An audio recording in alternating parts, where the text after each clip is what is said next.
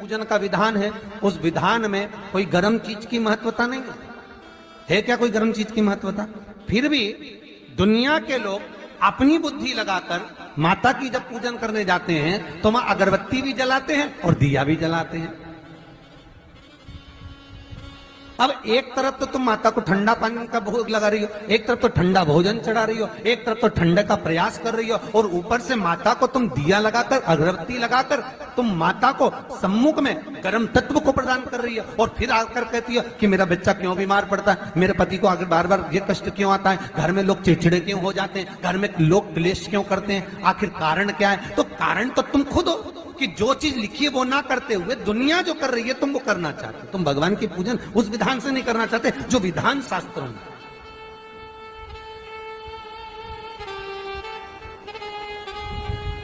जो शास्त्रार्थ विधान कहता है।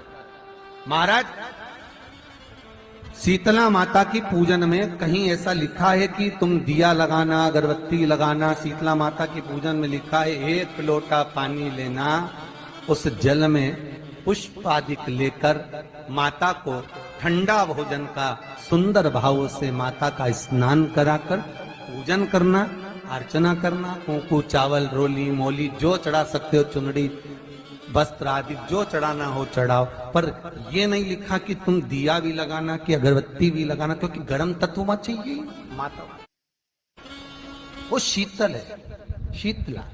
और अगर तुम दिया लगा भी रहे हो, मान लो दिया अगर तुम लगा भी रहे हो तो उसके सम्मुख ना लगे, दूर, बहुत दूर।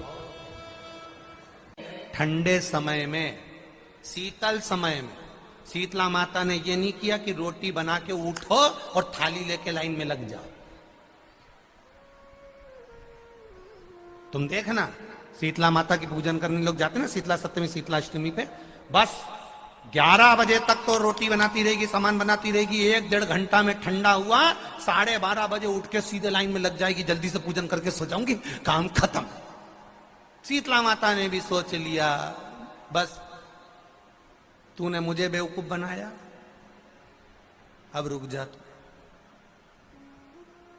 11 बजे तक भोजन बनाया, 10 बजे तक भोजन बनाया, 1 बजे रात को लाइन में लग गई पूजन करने के लिए। 1 बजे रात को न जाने किसने पहला दी कि 1 बजे रात को लग जाओ लाइन में, सुबह तक पूजन करके अपने घर आ जाओ, फिर आराम से आके सो जाओ। अब इतनी जल्दी क्या है भगवान के पूजन की? माँ की पूजन करने जा रहे हो, माता से लाड़ लड़ाने जा रहे हो, अपनी माता से अपने दिल की बात कहने के लिए जा रहे हो, अपने स्नेह की बात कहने के लिए जा रहे हो, तो धीरे धीरे प्रेमवश आनंद से माता की आराधना शीतल समय में, ठंडे समय में। ठंडे समय का मतलब है भीतर से ठंडे होकर, अपने भीतर से ठंडे होकर। अब अपने भीतर तो ठंडाई है ही नहीं ना, जल्दी जल्दी चलो, और आदि बहुत पतली खुशी है,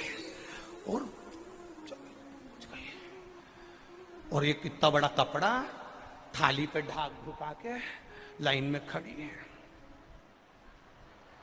शीतला माता। शीतला माता, या हाथ में लोटा या हाथ में थाली, और इतनी देर में पड़ोसन निकल के बाजू में से जा रही थी और लोटा थोड़ा सा ढुल गया। अब यहां शीतला माता की पूजन करनी आई और ये हो गई चंद्र घंटा, लोटा जरा सा ही पानी का झलका, देख के नहीं चल सकती। ठंडा भोजन हाथ में, लोटा ठंडा पानी का, और अंदर अग्नि। शीतला माता भी कह रही इसको अजान दो पहले, इसको। क्या मतलब? भीतर से शीतल हुई, भीतर से ठंडे हुई। चित्त, वृत्ति, मन जब भीतर से शीतल होगा, ठंडा होगा, तो मेरी शीतला माता, तुमने पूजन करा ना करा, मेरी शीतला माता प्रसन्न हो जाएगी। बस भीष्म भूमि पर गिरा, और भूमि पर गिरने के कारण उससे एक वृक्ष उत्पन्न हुआ जो नीम का वृक्ष कहलाता है, नेवाड़ी का वृक्ष कहलाता है। इसलिए साउथ में, दक्षिण में नीम के वृक्ष को स्वयं देवी का प्रतिबिंब माना जाता है। नीम के वृक्ष को स्वयं माता का प्रागट्य उत्सव माना जाता है। नीम के वृक्ष को स्वयं देवी का भाव वर्णित किया जाता है। और बहुत सुंदर बात है महाराज जी,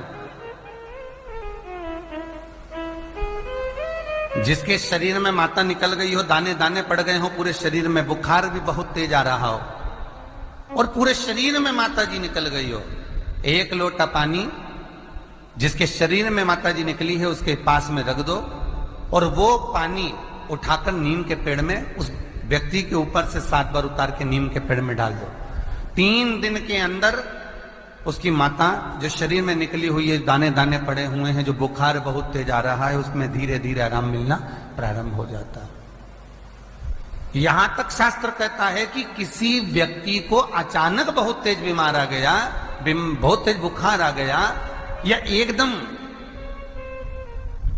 हम तो यहां तक कहेंगे कि ये वायरस चल रहा है, महामारी चल रही है और कंठ में भी आपको अगर जलन पड़ रही है, कंठ रुक रहा है, बुखार बहुत तेज आ रहा है, शरीर में ताप है, डॉक्टर को दिखाओ मना नहीं है, सब कुछ करो मना नहीं है, पर 1 लोटा पानी अपने ऊपर से उतार कर 21 बार नीम के पेड़ में ले जाकर नाम गोत्र बोलकर डाल दीजिए और नीम के पेड़ के नीचे की मिट्टी को अपने कंठ पर लगा लीजिए। 20 से 25 मिनट बाद आपको आराम लगना प्रारंभ हो जाएगा। ये उमा देवी है। जगह की मिट्टी काया के रोग को ठीक कर देती है महाराज। अगर किसी व्यक्ति को चर्म रोग हो गया, कुष्ठ रोग हो गया, चमड़ी सफेद पड़ गई, रोग समाप्त नहीं हो रहा, बढ़ते जा रहा है, औषधियां आपने बहुत कर ली, तो 3 जगह की मिट्टी आपको फल प्रदान करेगी। पहला, सूर्य कुंड की मिट्टी। स्कंद पुराण सूर्य कुंड कहां पर है? तो कहा दतिया और झांसी के बीच में सूर्य कुंड निवास करता है। उस सूर्य कुंड की मिट्टी को लाकर जिस व्यक्ति को कुष्ठ रोग हो गया हो, शरीर की चमड़ी सफेद पड़ गई हो, स्कंद पुराण कहती है सूर्य कुंड की मृदा लगा लेने से 5 से 7 दिन में रोग समाप्त होने लगता है महाराज। पर सूर्य को सर्वाधिक प्रियता क्या?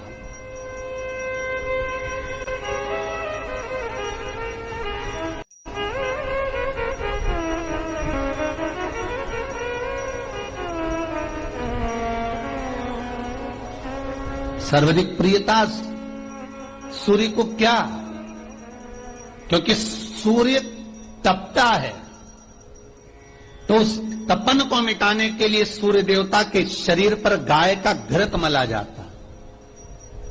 जैसे शनि को तेल लगाया जाता है, सूर्य को घृत मला जाता है। इसलिए सूर्य कुंड का एक नियम है कि सूर्य कुंड पर से अगर हम मिट्टी लेकर आते हैं, शरीर पर लगाने के बाद जब शरीर का चर्म रोग समाप्त हो जाए, सफेद चमड़ी अपने वापिस रंग में आ जाए, तब आप जितनी कामना कर आते हैं उतना घी उस सूर्य कुंड के पास में डालना पड़ता है। 1 किलो, 2 किलो, आधा किलो, 250 ग्राम, 25 ग्राम, 50 ग्राम, जो आपने कामना करी है उतना चढ़ाना पड़ता। पर वो घी गाय का होना चाहिए और उस घी का प्रयोग कोई नहीं कर सकता। इसलिए आज भी स्कंद पुराण में तो केवल सूर्य कुंड का वर्णन है, घृत का वर्णन है, पर स्थान आज भी झांसी और दतिया के बीच में जो सूर्य कुंड विराजमान है, आज भी वहां पर कुंड के पास में एक घी का कुआं है जिसमें घी डाला जाता है, पर उस घी का प्रयोग कोई दुनिया का व्यक्ति नहीं कर सकता। जो करता है वो शरीर में फपोले पड़ जाते हैं और बाद में सड़कर मर जाता है।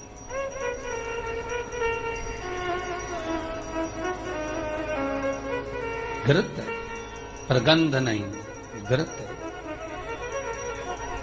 3 जगह की मृदा जीव को सुख का अनुभव कराती है। पहला सूर्य कुंड महाराज। दूसरा वर्णन करा है जिस स्थान पर गौ माता को बांधा गया हो और गाय अपने बछड़े को, बछिया को जन्म देती हो, उस स्थान पर उसकी मिट्टी, उसकी मृदा, उस जगह की रज, जब मकान का मुहूर्त होता है, दुकान खोली जाती है, दुकान बनाई जाती है, दुकान में कोई अग्नि का प्रवेश हो, उससे पहले जहां पर गाय ने अपने बछड़े को जन्म दिया हो, बच्चे को जन्म दिया हो, उस स्थान की मिट्टी उस भूमि पर लेपन कर दी जाए तो जिंदगी में कभी संपदा की कमी नहीं हो सकती महाराज। ये दूसरी मृदा स्कंद पुराण वर्णन करती है, धेनु मानस वर्णन करती। दूसरी